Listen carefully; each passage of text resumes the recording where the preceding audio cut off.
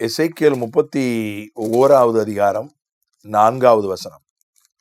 தண்ணீர்கள் அதை பெரிதும் ஆழம் அதை உயர்த்தியும் ஆக்கின. இங்கே ஒரு ஓமானத்தை ஆண்டவர் சொல்றார். அசீரியனை பத்தி ஒரு ஓமானம் சொல்றாரு. அவன் ஒரு கேதுரு மரம் என்று ஒப்பிடுகிறார். அந்த கேதுரு மரம் ரொம்ப உயரமா வளர்ந்துச்சு மற்ற மரங்களை எல்லாம் விட. காரணம், அது ரொம்ப ஆழத்துல அதை நாட்டியிருந்தார்கள். அது ஆழத்துக்குள்ள அதனுடைய வேர் போச்சு. ஒரு பாறை நிலமா இருந்தா, கற்பாறை நிலமா இருந்தா ரொம்ப ஆழமா வேர் போக முடியாது. ஒரு தொட்டியில கொண்டு ஒரு செடியை வச்சா ஆழமா வேர் போக முடியாது.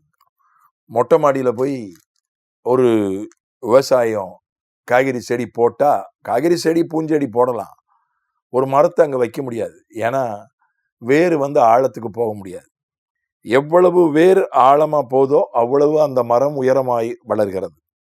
ஆனா வேறு கண்ணுக்கு தெரியாது. ஆகவே நம்முடைய வேறு ஆழமாக போக வேண்டும். அப்போதுதான் நாம் வாழ்க்கையில, ஆவிக்குரிய வாழ்க்கையில, ஊழியத்தில, பொருளாதாரத்திலே, குடும்பத்திலே, வேலையிலே உயர முடியும். பார்க்கறதுக்கு தெரியாது, ஆழமா போன வேறு கண்ணுக்கு தெரியாது.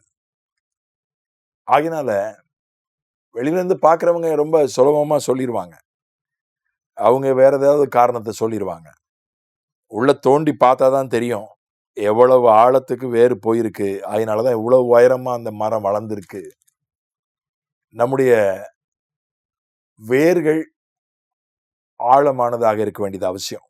அஸ்திபாரத்தை குறித்து சில தியானங்களுக்கு முன்பதாக பேசினேன். சரியான அஸ்திபாரம் நம்முடைய வாழ்க்கையில இருக்கணும். வேர்கள் ஆழமான வேர்களாக இருக்கணும். அப்பதான் உயர முடியும். ரோமர் 11:33 சொல்கிறது, தேவனுடைய ஞானம் எவ்வளவு ஆழமா இருக்கிறது. ரோமர் 11:33, தேவனுடைய ஐஸ்வர்யம், ஞானம், அறிவு என்பவைகளின் ஆழம் எவ்வளவா இருக்கிறது. தேவனுடைய ஐஸ்வர்யம், தேவனுடைய ஞானம், தேவனுடைய அறிவு, தேவனுடைய ஐஸ்வர்யம், தேவனுடைய ஞானம், இவைகள் ஆழமானது. இவைகளிலே நம்முடைய வேர்கள் போகும் என்றால், வேர்கள் பாயும் என்றால் நம்ம உயர்ந்து கொண்டே போவோம். வாழ்க்கையில ஒரு நாளும் தாழ்ந்து போக மாட்டோம்.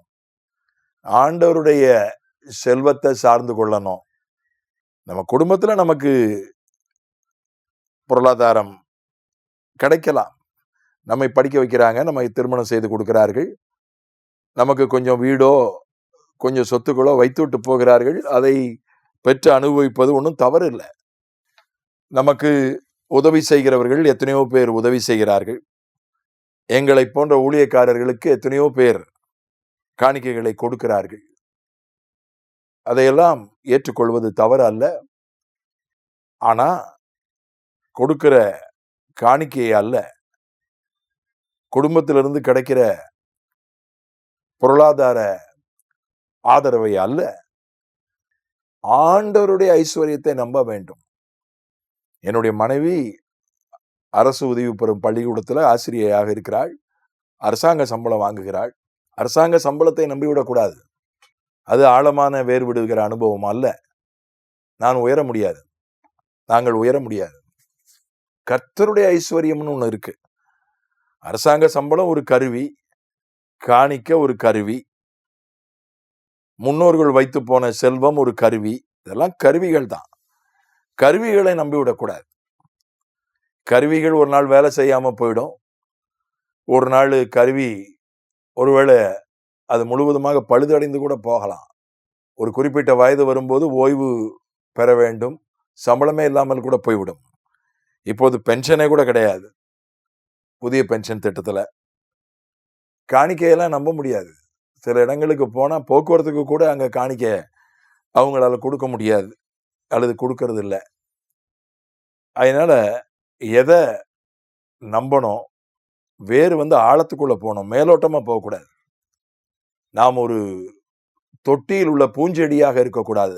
ஆழத்துக்கு வேரை விடுகிற மரமாக நம்முடைய வாழ்க்கையில இருக்கணும். ஆண்டவருடைய ஞானத்தை நம்பணும். படிப்பெல்லாம் மனித ஞானம் தான். இது மேலோட்டமான வேறு விடுகிறது தான். படிப்பு எல்லாமே படிப்பு தேவை. நானும் படித்தவன் தான். என் பிள்ளைகளையும் படிக்க வைத்திருக்கிறேன். இன்னும் நான் படித்து கொண்டுதான் இருக்கிறேன். அது தப்பு இல்லை.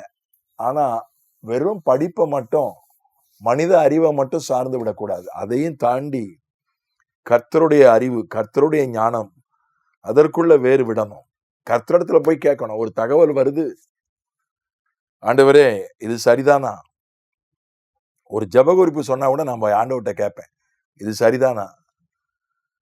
ஆண்டவர் சொல்லுவாரு, ஒரு பகுதி தான் சரி, ஒரு கோணம் தான் இது, இன்னொரு கோணம் இருக்குன்னு. இல்லைன்னா ஜெப குறிப்பே தவறான தகவல், நீ அதுக்கு ஜெபம் பண்ணாத, இப்படி ஜெபம் பண்ணுன்னு சொல்வார். பொய் சொல்றது இல்ல, அவங்க பார்த்த ஒரு பகுதியை மட்டும் சொல்றாங்க, அவங்க அறிஞ்ச ஒரு பகுதியை சொல்றாங்க, அல்லது அவங்களுக்கு கிடைச்ச தகவலை எனக்கு ஜெப குறிப்பா கொடுப்பாங்க. அது தப்பான தகவலா இருக்கலாம்.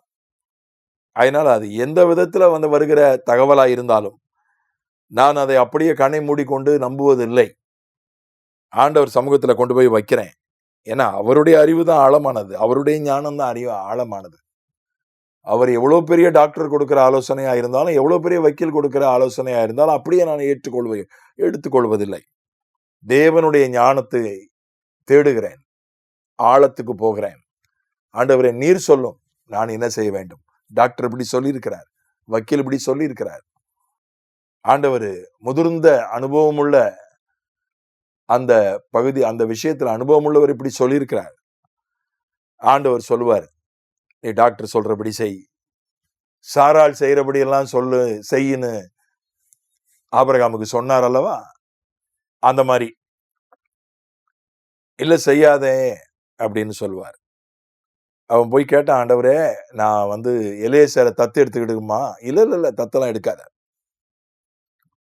ஆண்டவருடைய ஞானம், மனிதனுடைய ஞானம் மேலோட்டமானது, ஆண்டவருடைய ஞானம் ஆழமானது. மனிதனுடைய அறிவு மேலோட்டமானது, ஆண்டவருடைய ஞானம் ஆழமானது. மனிதனுடைய செல்வம் மேலோட்டமானது, ஆண்டவருடைய ஞானம் ஆழமானது. ஆண்டவருடைய செல்வத்தை, ஆண்டவருடைய ஞானத்தை சார்ந்து கொள்ளும்போது நாம் மேலும் மேலும் உயர்கிறோம். ஆமென்.